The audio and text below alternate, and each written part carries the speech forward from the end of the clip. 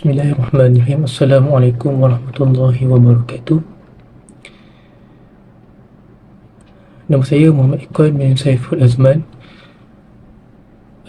Nombor metrik saya D20211100131.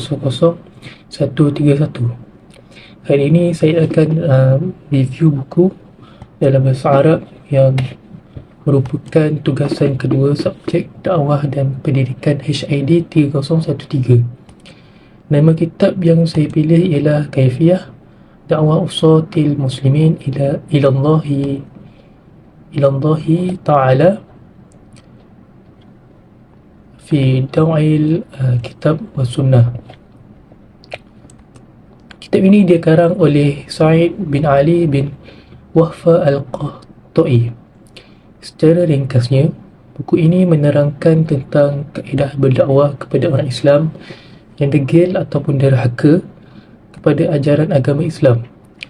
Jadi, buku ini menyenaraikan kaedah-kaedah yang boleh dilakukan oleh pendakwah untuk menarik tangan-tangan mereka kembali ke ajaran Islam yang sebenar. Pada bahagian yang pertama, pendakwah perlu menggunakan kaedah al-mau'izah hasanah, iaitu cara berdakwah menggunakan pendekatan yang baik.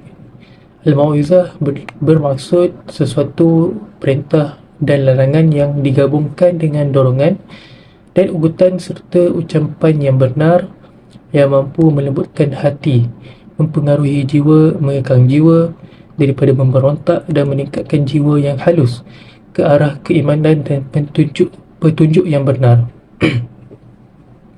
Pada bahagian yang pertama ini iaitu al-mau'izatul hasanah. Ini terbahagi kepada dua aspek, iaitu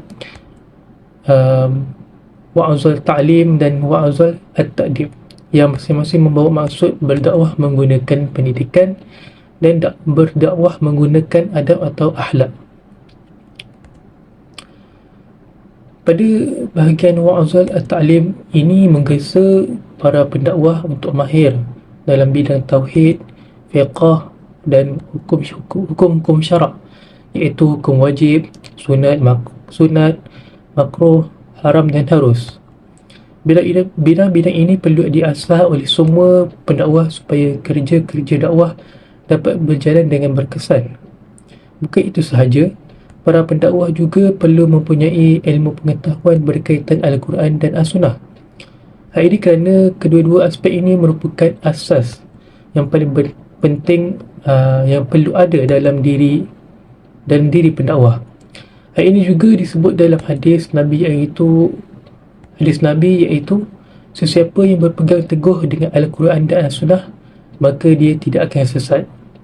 Apabila kedua-dua aspek ini dipegang dengan teguh, maka dia akan menarik perhatian pendengar, menawan hati mereka, seterusnya melembutkan hati mereka untuk mendengar apa-apa yang hendak disampaikan oleh pendakwah. Seterusnya, dakwah dengan azab iaitu wa'azul at-ta'dib.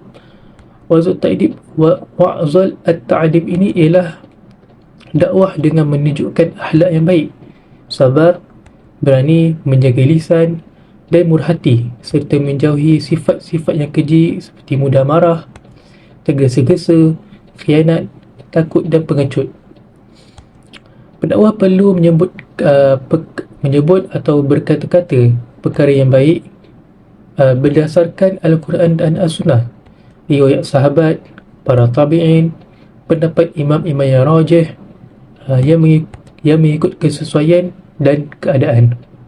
Perkara ini mempunyai kepentingan yang besar dalam menyebarkan dakwah, dan insya-Allah pendakwah akan berjaya dan dakwah yang dilakukan berkesan jika niatnya ikhlas dan jujur dalam menyebarkan kebaikan. Di samping itu juga dakwah dengan adab ini mampu menarik ramai orang sekeliling, kerana first impression ataupun pandangan pertama seseorang akan menentukan peribadi seseorang. Dengan menunjukkan akhlak peribadi, orang ramai akan lebih mudah tertarik berbanding orang yang pandai berkata-kata, kerana kebanyakan orang lebih suka melihat dari sudut akhlak dan peribadi seseorang. Seterusnya, Kaedah yang kedua yang dinyatakan dalam kitab ini ialah kaedah dorongan dan ugutan, iaitu at-targhib dan at-tarhib. Menurut penulis, kaedah at-targhib iaitu galakan atau dorongan boleh dilakukan dengan memberi dorongan, iaitu janji-janji kebaikan segera. Contohnya keselamatan hidup, kehidupan yang baik, dijanjikan kemenangan dan kejayaan serta dijanjikan dengan segala kebaikan jika bersyukur dan sebagainya. Dalam masa yang sama, kaedah at-targhib juga perlu menyelitkan galakan dalam mentaati segala perintah Allah Subhanahu Wa Taala, kerana hal ini penting kerana ia merupakan perkara yang wajib untuk mendapatkan janji-janji kebaikan yang telah disebutkan tadi. Oleh itu, menjadi tanggungjawab pendakwah dalam mendorong mereka dengan melontarkan kata-kata yang bijaksana dengan fakta-fakta yang jelas, seperti yang dinyatakan di dalam Al-Quran dalam surah Al-Insan berkaitan nikmat-nikmat syurga. Antaranya dapat memakai pakaian daripada sutera, meminum air daripada air yang enak, buah-buahan dipetik dengan mudah dan sebagainya.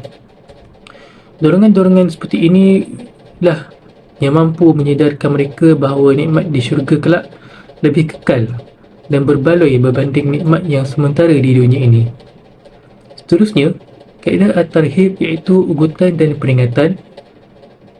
Sebagai seorang pendakwah, kita bukan sahaja menyampaikan perkara-perkara atau janji yang baik sahaja. Malah, pendakwah juga perlu memberi ancaman dan peringatan kepada manusia agar manusia sedar dan menyuruh mereka untuk meninggalkan kejahatan dan dosa. Kaedah ugutan dan peringatan ini perlu menyebut ancaman berkaitan kehilangan kebaikan dengan mendesak mereka bahawa dosa dan perbuatan buruk adalah salah satu punca penderitaan. Contohnya kemiskinan, kesusahan hidup, sentiasa gelisah serta menjadi punca kepada kemusnahan negara. Bukan itu saja, kaedah ugutan juga boleh dilakukan dengan mengambil iktibar daripada sejarah dan dijadikan sebagai ancaman dan peringatan kepada mereka, yang di mana turunnya kemurkaan Allah Subhanahu Wa Taala kepada umat-umat yang terdahulu. Contohnya musibah yang ditimpakan kepada kaum Nabi Lut, Nabi Saleh, Nabi Nuh dan sebagainya. Kemurkaan Allah Subhanahu Wa Taala kepada individu juga boleh dijadikan sebagai ancaman kepada para pendengar. Contohnya musibah yang ditimpakan kepada Qarun, Raja Namrud dan juga Fir'aun. Dan tidak dilupakan juga memberi peringatan dan ugutan bahawa segala perkara yang jahat dilakukan di dunia ini akan dibalas sama ada di alam kubur maupun di neraka kelak. Seterusnya, kaedah yang ketiga iaitu menggunakan kata kiasan dalam dakwah, iaitu hikmah al-qawl at-taswiriyah. Di antara hikmah menggunakan kata kiasan dalam berdakwah ialah ia mampu menjentik terus ke dalam hati pendengar, seterusnya mempengaruhi mereka serta menarik perhatian mereka sehingga mereka tidak sabar mendengar dan mengambil manfaat daripada dakwah yang hendak disampaikan. Sebagai pendakwah, mereka harus mempelbagaikan cara penyampaian mereka agar pendengar tidak bosan mendengar apa yang hendak disampaikan oleh pendakwah. Contohnya, pendakwah boleh menggunakan jalan penceritaan atau bercerita dalam penyampaian dakwah mereka. Bercerita ini adalah salah satu yang terbaik yang boleh digunakan oleh pendakwah untuk menyampaikan seruannya hingga ke lubuk hati. Hal ini kerana jiwa manusia lebih cenderung dan tertarik ke arah penceritaan. Menurut Syed Qutb, tidak syak lagi bahawa cerita mempunyai cara tersendiri untuk menyampaikan fakta dan membawanya tembus terus ke dalam hati. Antara cerita-cerita yang menarik yang boleh dikongsikan kepada para pendengar ialah kisah orang-orang soleh, kisah budak lelaki dengan raja, ahli sihir dan rohib dan sebagainya. Selain itu, kaedah semili dan peribahasa iaitu at-tashbih wa darbul al-amthal. Terdapat banyak peribahasa dalam Al-Quran, contohnya menyamakan orang berinfak di jalannya dengan orang yang menabur benih.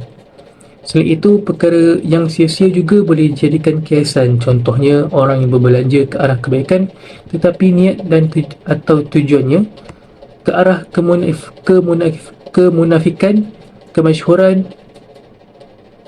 sehingga membuatkan amalannya tersebut tidak diterima, bagaikan batu licin dengan debu yang ditimpa hujan lalu meninggalkannya.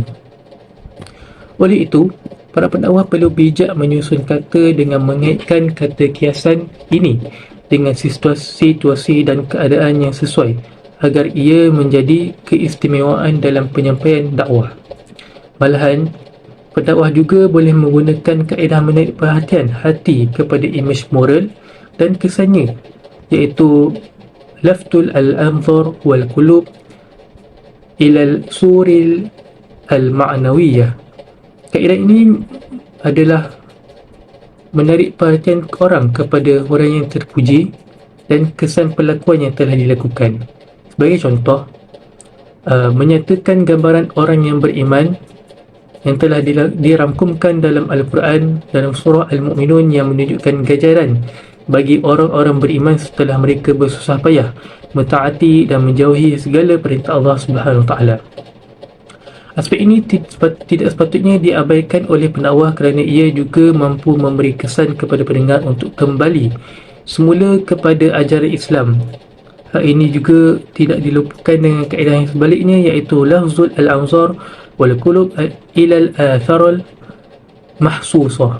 mahsusah, iaitu kaedah menarik perhatian kepada kesan umat-umat lampau, individu dan kumpulan yang tidak adil, pembohongan dan kawasan maupun bandar yang terlibat dengan jenayah. Akhir sekali, iaitu kaedah yang terakhir ialah melaksanakan kekerasan kepada orang Islam yang derhaka kepada perintah Allah Subhanahu Wa Taala. Kaedah ini merupakan kaedah yang terakhir apabila ketiga kaedah yang disebutkan tadi, iaitu mau'izatul hasanah, targhib wal tarhib dan kata kiasan tidak berjaya atau tidak memberi kesan kepada orang Islam yang derhaka ini. Kekerasan ini bukanlah bermaksud membunuh mereka disebabkan perbuatan mereka, namun pendakwah menegaskan bahawa ancaman Allah Subhanahu Wa Taala tersebut bakal berlaku dan hanya pemerintah sahaja boleh mengambil tindakan ke atas mereka seperti denda, penjara, sebatan mahupun rejam sampai mati. Kesimpulannya, tugas dakwah ini bukan sahaja tertakluk kepada tugas guru maupun ustaz dalam menyeru kepada kebaikan serta melarang kepada kejahatan, namun ia merupakan tugas semua orang yang bergelar Muslim, kerana Muslim itu adalah bersaudara yang saling mengingati ke arah kebaikan.